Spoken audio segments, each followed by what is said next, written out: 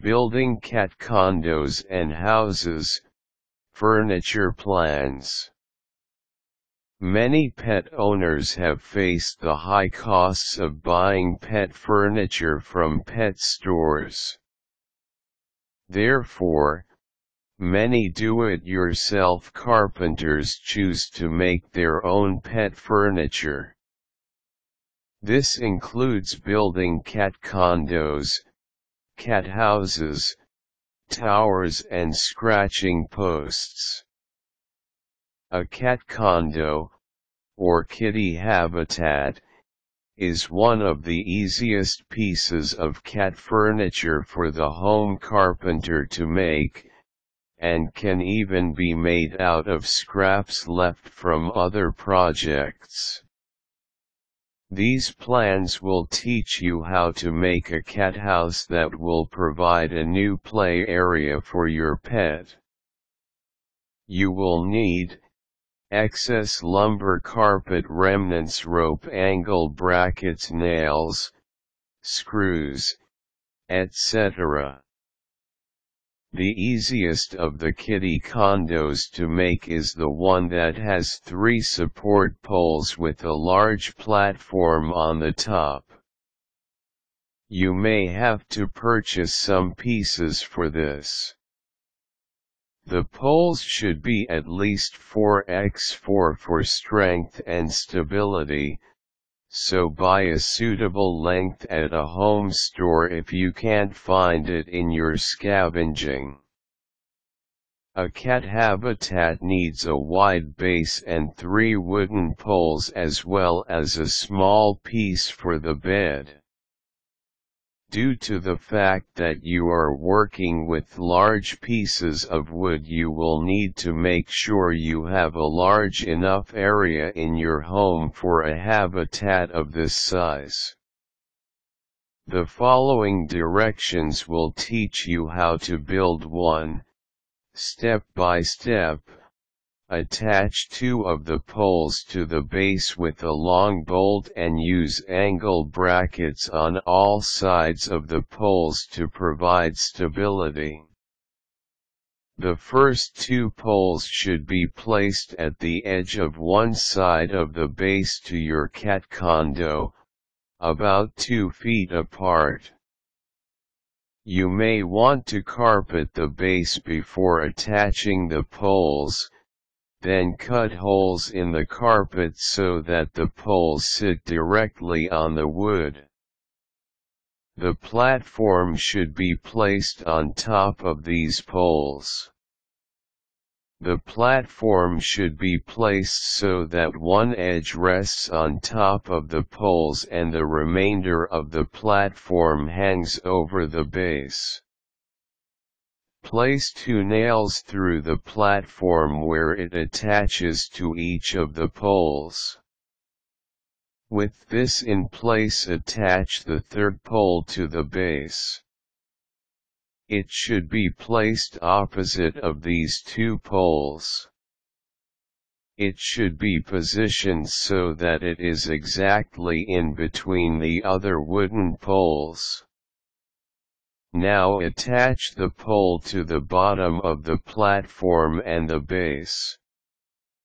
It is easier to carpet the platform before it is attached to the poles than afterward. Use regular carpet tacks and cover the entire wood surface, top and bottom, cutting out the pieces where the wood is attached to the poles.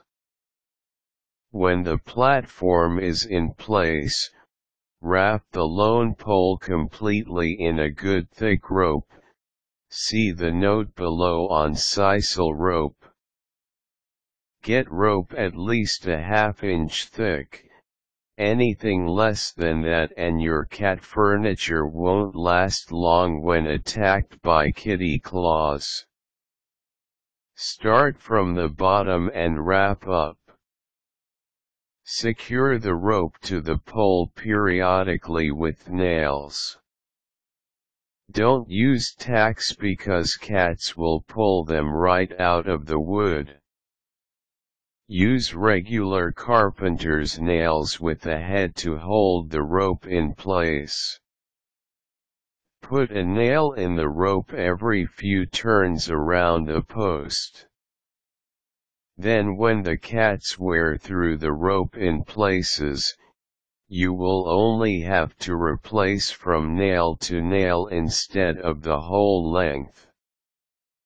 It is important to note that these plans are not etched in stone and you can vary them in several different ways. Depending on your supply of wood, you may want to make one or more floors. Also, you can add a box for the cats to play in. It can either be opened on both ends or just one end, but make sure there's room for a cat to turn around if it has only one side open, or you'll have to periodically rescue a trapped cat. If you need to lure your cats to their new high-rise condo once it is constructed, and in my experience, you will have to keep pulling them off the uncompleted habitat during construction, rub some catnip into the rope and carpeting and they will be investigating it in no time. Your cats will have hours of enjoyment in their new play area. It is important to only use sisal rope for the completion of the vertical parts of your cat condo. This substance will last longer than carpet under the stress of cat claws due to its thickness, and it is not as unforgiving as wood. The rope should be wrapped around the cat furniture tightly to avoid having it come loose when the pet starts to scratch the post.